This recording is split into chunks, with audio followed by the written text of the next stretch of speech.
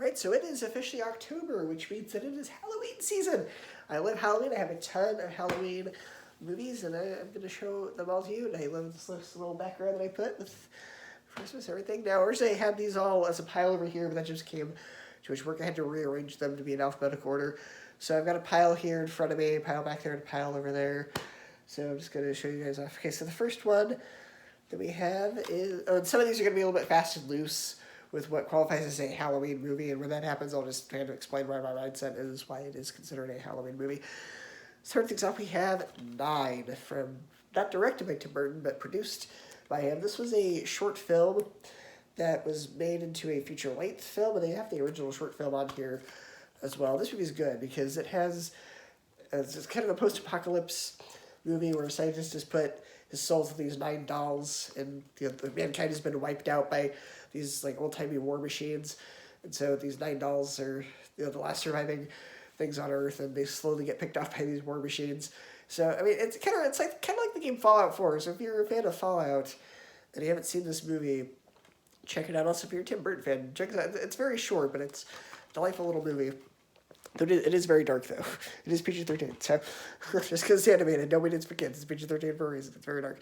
All right, so these next one we have Addams Family and Addams Family Values. And actually, by the time you're watching this, I'll probably have already put out my Addams Family ranking. And if I haven't, it's coming out later today or tomorrow. And I've actually only seen this one. I don't think I've seen this one. I mean, by the time you've seen this video, you'll all have seen it, obviously. But as I'm filming this video, I have yet to watch this one. But yeah, I mean, I kind of enjoyed the first one. I haven't to pick it on the second, obviously, because I haven't seen it. But then this next one is obviously Addams Family 2019. This one I have seen, and I really enjoyed it. But I'm not going to give my full thoughts on this because I'm putting out a review later this month. Actually, I'll have already put out my review by the time you guys are watching this. You already know my full thoughts on this, so I'm not going to give my full thoughts because that is redundant. So there you go. All right, this next one is a little smaller horror film that came out just a couple of years ago, and it was actually filmed locally where I live, and that is behind you. This is filmed by, where's the logo? Tremendum Pictures, which is a little film studio over here. They actually say the producer of the Gallows. That's another one they made. That was the first one they made. And this one's actually probably the creepiest of their movies. Like, this is probably one of the most unsettling ones. So if you're a fan of like smaller independent horror films, you haven't seen this one yet, check it out. I think you might enjoy it because it's effective because it shows that you don't need blood, you don't need gore, you don't need excessive, gratuitousness all around to make an effective horror movie. You just need a creepy atmosphere. And this does that very, very well. It is very unsettling in the best way, as are all their movies. This next one, don't say this movie's name 3 times. Beetlejuice. Obviously, this is a very quirky film from Michael Keaton pre-Batman, which is funny because the way I have it arranged on my shelf is alphabetical order. So you have, or it used to be alphabetical order. I rearranged it so all the Marvel and stuff is in, all the Marvel and DC movies are in their own separate cabinet now because I was just running out of room. But at one point in time, I had Batman and then Beetlejuice next to each other because both are Michael Keaton and both are Tim Burton, and they only came out a year apart. This came out like I think a year before Batman. So that is a movie that I own. Okay, this next one is a movie that I just picked up a couple of days ago. It is Casper. And I have seen this movie several times actually, but I know there's sequels. I haven't seen the sequels, but I'm going to watch them, and I'm actually planning on doing a Casper ranking of this one, Casper Meets Wendy, and I think it's called Casper: Spirited Beginning. I think that's the name of the movie. I'm not going to do Casper Scare School because that was direct to video. I think the other two, and it's not live action, so that kind of is kind of weird to fit that in there. But now I own Casper, so you guys will be getting a Casper ranking sometime later this month. Okay, this is one of the one I said where it's fast and loose. Charlie and the Chocolate Factory. The reason for that is because I have Willy Wonka and the Chocolate Factory, and I consider that one a Halloween movie because the tour is on the 1st of October. Obviously, there's the creepy tunnel scene. Very much is like a children-friendly horror movie. Then we have the remake, and I always like to do a double feature of the original with Gene Wilder and then this one. So that's why it's considered a Halloween movie, even though this one's really not. Even it is directed by Tim Burton, but somehow the original version is scarier than the Tim Burton version. That's kind of weird how that worked out. This one it bothers me that they did this, that they messed the title up. It says Vampire's Assistant Cirque du Freak, but the name of the movie is actually switched around. It's Cirque du Freak, which is why it's in the C's. It's Cirque du Freak Vampire's Assistant. It's like when they put out Edge of Tomorrow and they called it Live, Die, Repeat. I don't know why they did that. Marketing reasons? I don't know.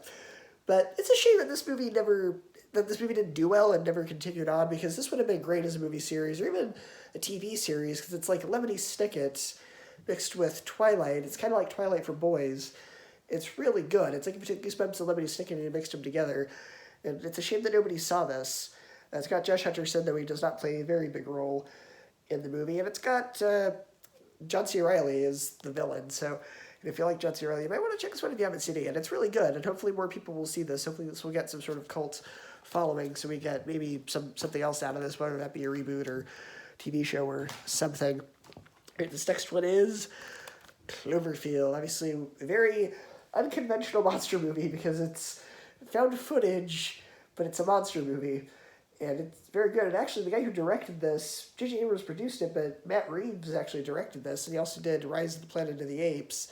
And he's doing the new Batman movie with Robert Pattinson that comes out in March, assuming it doesn't get delayed again. So I'm excited to see what he does with Batman. It's very good, especially like T.J. Miller, because he's kind of like the narrator of the whole movie. It's actually a lot funnier than it as they narrate to be, considering how kind of not dark, but just kind of intense it is, because it is essentially found footage Godzilla. And we have the one that's arguably even more intense. Like, this one legitimately creeped me out a little bit. That's the sort of sequel, not really sequel, but kind of sequel, 10 Cloverfield Lane. It has nothing to do with the original movie other than the name, though it technically is in the same universe. The Cloverfield movies are kind of anthologies. They kind of are their own separate thing, but they're technically all in the same universe. I like this one better than the first one, actually, because it really is really creepy and scary, especially because John Goodman. And you think of John Goodman a lot of times as, you know, the nice guy in the movies, but he's actually really terrifying in this one. This one I actually have not seen yet, but I picked it up so I could own it. I actually have yet to watch it, though, so I'm not sure how good it is. That is the Cloverfield Paradox movie that somehow passed me by, because I don't even think this was in theaters. I think it went to Netflix or something, and then they ended up putting it out on Blu-ray a couple years later. So I never got a chance to actually watch this movie. So I have no opinion on it because I haven't seen it yet, though I heard from people that it wasn't very good. But you'll get my full thoughts on that later this month, because I'm doing a Cloverfield ranking sometime later this month. This one that kind of is a Halloween movie, Coco. I mean, it's about Dan DeMarcos, which, you know, that's kind of where Halloween came from. So Coco, obviously, terrific Pixar movie. It's very top tier Pixar. It's like my third favorite Pixar movie after Soul and Incredibles and Soul. So this one, a movie that everybody but me was scared of as a kid. Coraline. I was actually really fascinated by this movie, trying to analyze all of the Easter eggs and the metaphors and meanings and everything. I was really obsessed with, like, really analyzing this movie, and it freaked everybody but me out. I wasn't scared by it. I was more fascinated by it. This was actually one of my first movies that made me, like, really appreciate film and what you could do with it. So, very great movie. And this next one is a Tim Burton movie. That is Corpse Bride. Another one that was one of my childhood favorites that I really enjoyed. Tim Burton had a lot of influences on me as a kid, which is kind of funny. Maybe that's why I like Halloween so much, just because I grew up watching a lot of Tim Burton movies. Obviously, this is a very fantastic movie, very unconventional love story, very well done movie.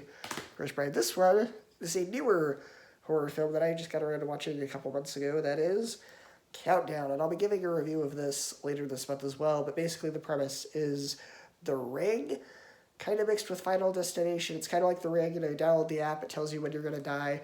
Trying to prove the app wrong, trying to outrun death. Death itself is kind of the villain. So if you liked The Ring, if you liked Final Destination, if you haven't seen this one, I'd recommend it. It's actually very well done. Like, there are a lot of good plot twists in this one, but I'll give my full thoughts on that later this month.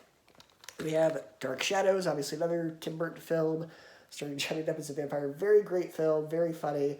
Does the 1960s aesthetic of it very well. I don't know if I'm going to give a review of it this month, but I'll see if I have time for that. I have so many other videos planned for this month, but I enjoy watching this one every year. It's really good. And then this is another one of those where I was saying Fast and Loose with Halloween movies, and it's the Descendants, Disney Descendants trilogy. And the reason that I consider these Halloween movies, even though you really can watch these any time of year, they have no specific Halloween aesthetic, but that's because if you go to Disneyland or Disney World anytime during Halloween, they put so much focus on the villains. So it seems kind of appropriate to have a movie that's about the children of Disney villains around Halloween time. So that is why I consider Descendants kind of a Halloween movie. I mean, I watch it all the time, throughout the year, but obviously even more so through Halloween season. They have another one that I saw a couple years ago, even though it was a few years old by that point, and that's Disturbia. It's from the director of Eagle Eye, which also had Shia LaBeouf, and it's just as intense as Eagle Eye, honestly. It's a fantastic film, and this technically is a remake of an Alfred Hitchcock film called Rear Window. But I really enjoyed this one. It has a lot of good twists. It was a really intense movie. I really enjoyed it. I thought it was very, very, very well done. Disturbia. This is actually one of the few horror movies that my dad likes. Drag Me to Hell. He's actually the one that recommended this one to me, which is weird, 'cause usually I recommend movies to him, but he recommended this one to me, and I really enjoyed it. It's from Sam Raimi, obviously, who did the Spider-Man trilogy and a few other things. Obviously, horror is his forte.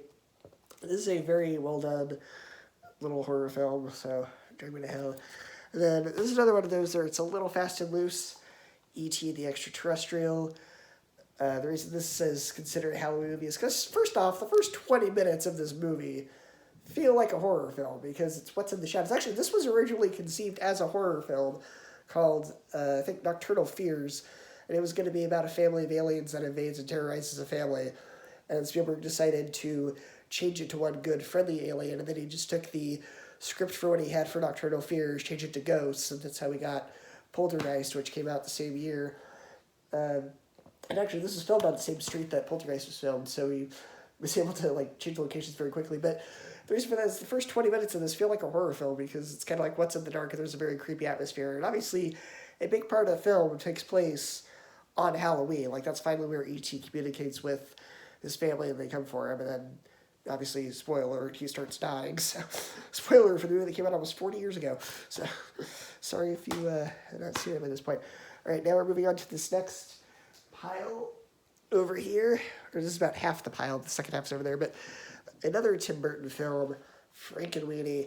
This was the feature-length stop-motion version of the short film Frankenweenie, which is also included on this as well. It's also included on the Nightmare Before Christmas Blu-ray as well, if I'm not mistaken. It's very good because it takes everything that was good about the original short film, which watch the short film first, and then watch this version, and then compare. But in some ways, I appreciate them both for their own ways.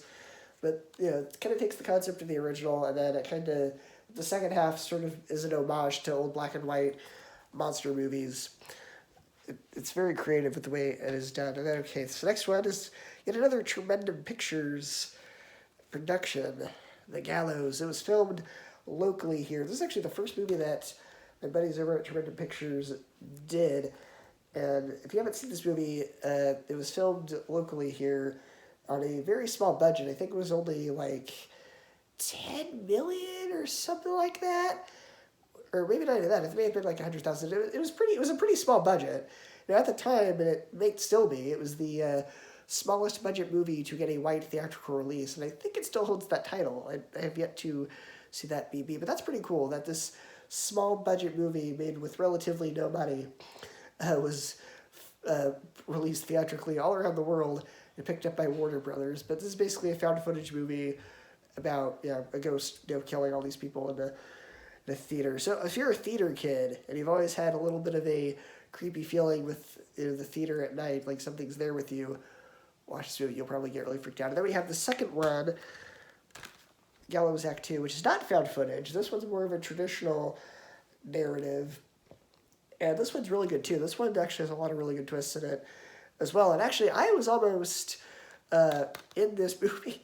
I auditioned for this movie 4 years ago. And I didn't get the part, obviously. But it was a very, very early draft of the script that they wrote about 4 years ago. This movie came out 2 years ago. It's funny because it came out right after I left on my mission, 3 months after or something like that. So I didn't get to see it, but I'm still living there. And I'm still going to the same church. And obviously the director goes to my church. So I'm seeing him every week, and everyone's praising it. Oh, how great the movie is. And I'm like, I can't see it. Don't say anything about it. So finally got around to seeing it, and I loved it. That is the Gallows Act 2. Now, this next one is Goosebumps. And you're probably wondering, why does the case look different? Especially if you go back and you watch my Blu-ray DVD collection video that I did a couple years ago. This was in there, and I mean, it had a color cover. What's up with that? Well, what happens was I bought Goosebumps 2 on eBay, and it said Blu-ray disc only. And I thought that meant, okay, it's a combo pack, but it only comes with the Blu-ray, not the DVD. That's fine. They literally just meant disc only. Like, no case, nothing. So I was like, okay, whatever. So what I did was I originally took out the cover art for my Goosebumps Blu-ray, crossed out that and 2 on there, so Goosebumps 1 and 2, took the DVD out, threw out the DVD because we were going to use it. And then I decided, you know what, no, I want to have Goosebumps 1 and 2 side by side, but now the slipcover's ruined. So what I did was I took an old Blu-ray case from Blockbuster that I didn't need anymore, and I put the Goosebumps 2 cover art that I printed out from Google. I don't have a color printer, so that is why Goosebumps 1 and Goosebumps 2 have black and white covers. There's a couple other ones on here too. It's because they didn't come with covers or cases of covers when I bought them off of eBay. They just came with the disc, but I wanted to keep them nice. So I had to be the poor man's route. Rather than buying separate slipcovers, I decided to print them off of Google and save myself a bit of money, plus shipping. Then another one, and this is one of those black and white movies where I bought the movie and it came with just the disc. So I took an old DVD case, printed out the cover art from Google. That's 1984 Ghostbusters. And there's going to be a Ghostbusters ranking coming out in November, assuming that Ghostbusters Afterlife does not get pushed back again. So there you go. So next one we have Gremlins 2. I knew of Gremlins 1, but Gremlins 1 is a Christmas movie. But this is the one I consider the Halloween movie. I consider the second one the Halloween movie because it very much plays like an old cheesy monster movie. That is why that is in the Halloween pile, but Gremlins 1 is not. Gremlins 1 is a Christmas movie, so when I do my Christmas video in a couple of months, Gremlins will be on that pile. And this is actually the latest film from Tremendum. And when I say latest, I mean like brand new. Like this came out in April, and it just hit Blu-ray a couple months ago, and this is held. And this is actually a very intense thriller movie. This is, again, one of those movies that proves you don't need excessive gore. There's a small bit of blood, but really the scares come from the atmosphere. Like, there's nothing particularly graphic in this movie. The whole scare is just kind of the feeling the audience gets as they watch it. Just the atmosphere that you... I mean, it's kind of... When you watch it, you'll see. If you ever get around to seeing this, you'll see what I mean. It's more of an atmospheric horror film. And actually, these were out of alphabetical order. This was supposed to be before held, but what are you going to do? But that is Happy Death Day and Happy Death Day 2. And Happy Death Day 2 was a very pleasant surprise because I enjoyed this one, but I thought, yeah, okay, that's just Groundhog Day with, a killer. I don't really feel the need to go back and watch this again. Why are we doing the second one when it literally just looks like the exact same movie with a very minor character? But I enjoyed this one a lot more than the first one, though I do still enjoy the first one very much. But the second one's a lot better because it's not really a horror movie. It's more of a sci-fi film with slight horror elements. But I now own Happy Death Day 1 and 2. Now, I was supposed to do a ranking for this next franchise, but it appears that movie does not have a release date anymore. And that is Hotel Transylvania, Hotel Transylvania 2, and Hotel Transylvania 3. Hotel Transylvania 4 was supposed to come out later this month, but then, Sony was like, well, I don't know, we're not confident enough that we can release it in theaters, so it ended up getting bought by Amazon, and we don't know when that movie's coming out. There's not a release date yet, and I'm hoping we get one soon, because I don't want to wake up on October 1st, which was the day that it was supposed to come out, because I also don't want to compete with Addams Family 2, which is coming out in October. I don't want to wake up one day, click Amazon Prime, and see, oh, it's on there, and then have to spend my whole day watching all 4 movies back to back. It'd be nice to get some heads up a few days prior to Hotel Transylvania 4 coming out, but we'll see what happens. It comes out when it comes out, and when it comes out, I will be doing a ranking, whether that be this month, this year, next year, whatever. So it may or may not happen. We'll see if Amazon gets it together and ends up putting Hotel Transylvania 4 out even at this year. Oh, and this one, Lights Out. It's a very effective little horror film because this movie's only 80 minutes with credits. So really, it's more like 75 minutes. It's a very short movie, But it's great because it doesn't feel the need to overstay its welcome or be overly long. It just shows up, says boo, does its job, and leaves. Very great horror film about a common human fear of what is in the dark. It is a very well done little film that is very creepy. This one, again, this is one of those fast and loose Halloween movies. One of my favorite movies of last year, Love and Monsters. Not enough people saw this movie. Okay, rent this movie, watch it around Halloween. If it's not really a Halloween movie, it's a post-apocalyptic action movie. But it's very enjoyable. I would consider it kind of a Halloween movie because it is about slaying monsters. There are a few jump scares a little bit, but I'm playing fast and loose with Halloween. I just want an excuse to watch it again, honestly, because I loved it that much. This one, it's Halloween type because it's Tim Burton. It's creepy. It's Miss Peregrine's Home for Peculiar Children. This is like a Tim Burton directed X-Men. You know, kids with special powers, but it's a little bit creepier. There's things that are hunting them. It's pretty much the same plot as X-Men, but with monster kids instead of superheroes. Here's the second half of that pile. Another favorite Halloween film of mine, Monster House. A Robert Zemeckis produced. Oh yeah, and Spielberg. Spielberg did this one too. Robert Zemeckis, Steven Spielberg produced movie directed by Gil Kennan, who actually did the Poltergeist remake in 2015 and was supposed to do a Five Nights at Freddy's movie, but who knows if that's even coming out. They've been talking about doing that for almost 10 years now. I don't think it's coming out, unfortunately. Every few years we get a little something, but Jason Blum and Gil Kennan, who knows if they're ever going to make that Five Nights at Freddy's movie. But this is very good because it's a really good ghost story. Very much feels like The Goonies and throwbacks to 80s movies and things like that. Fantastic little film, Monster House. And then we have probably one of the greatest Halloween and Christmas movies ever. One of my all-time favorites. I watch this movie about 50 times a year. It's Nightmare Before Christmas. This movie is on loop constantly around Halloween and Christmas time for 3 months straight. So I know every word to every song and every line of this movie. I am absolutely obsessed with this movie around Halloween time, as you can probably tell by all the merchandise I have of this movie. And then this is another smaller film that I think was direct-to-video, and it's so obscure, I couldn't even find this movie on Blu-ray. Like, I had to settle for the DVD because that's how small of a following this movie got. And it's odd, Thomas, which is odd, no pun intended, that this movie did not get a Blu-ray release, and not a lot of people watched it because it's the same director as the Brendan Fraser Mummy movie, who also directed G.I. Joe Rise of Cobra.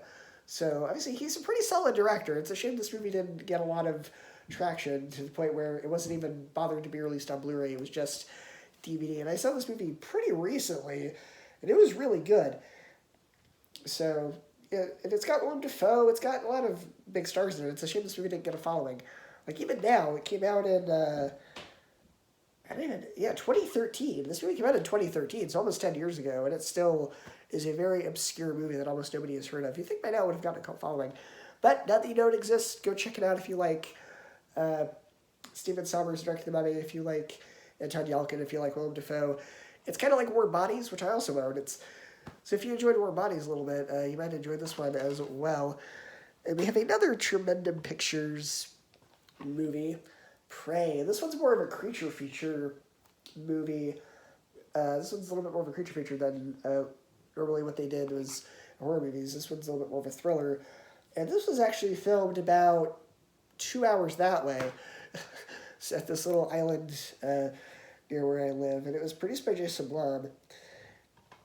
So yeah, Prey. This is a very great movie about these kids get put on this island and have to survive against these creatures. And it's very effective because especially, it's a little bit of a slow burn, but the last 20 minutes of this movie are super intense. It has a really good twist, and I will not spoil the twist. So go watch Prey. It's actually a very hard to find movie, I think it's on Hulu. It's on Hulu or Vudu. It's one of the two. So go search that up and watch it. This one, again, sort of fast and loose. Pride and Prejudice and zombies. Now, if you are a fan of the 2015 Cinderella, it's got Cinderella in it, and it's also got Matt Smith in it. It was not on the... Oh, yeah, he is right there. I didn't think it was Matt Smith right there. So if you're a fan of Doctor Who, watch this movie. It literally just takes Pride and Prejudice and makes it a zombie movie, and it's very clever, It's very well done. If you want a good laugh, you just kind of want to watch this schlocky, not B-movie, but sort of a callback to B-movies.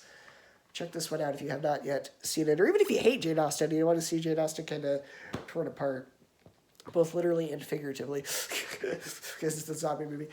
And controversial opinion, I think the 2015 Poltergeist is better than the 1980s Poltergeist. I'm sorry. I tried to watch the 1980s Poltergeist before this one came out in the theaters, and I was kind of bored with it.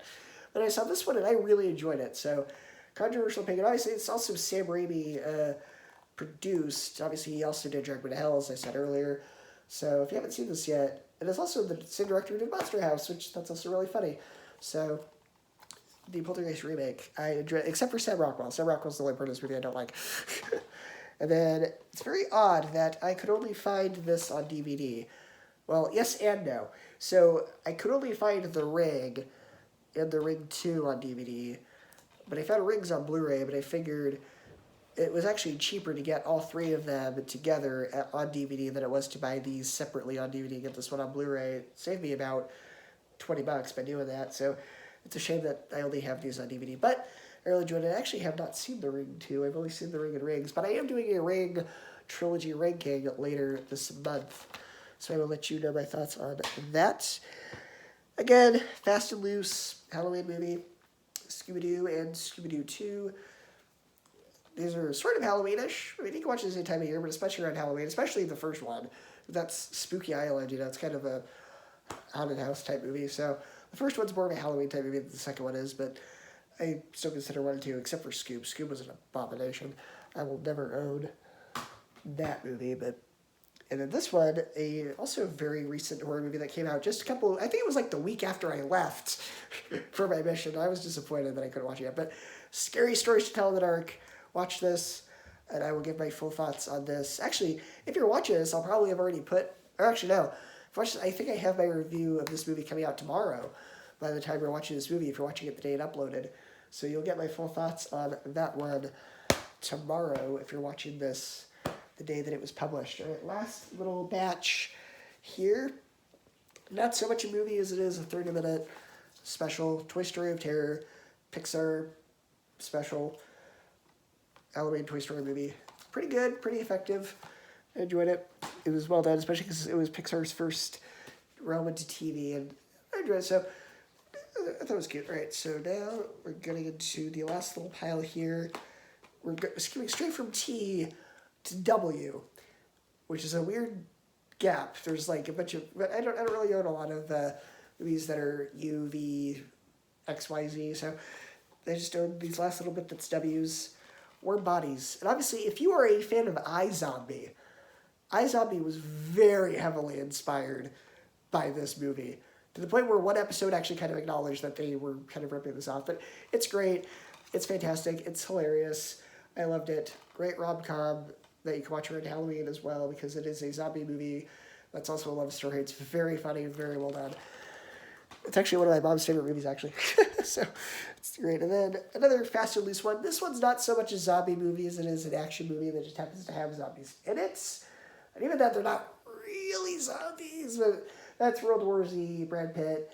Not really a Halloween movie, more of an action movie, but it's sort of a zombie movie, so I kind of have an excuse to watch it around Halloween. And also, fun fact, if you're a fan of Doctor Who, Peter Capaldi is in this as a doctor of the World Health Organization. And why that's funny is because in the credits, he's credited as WHO doctor.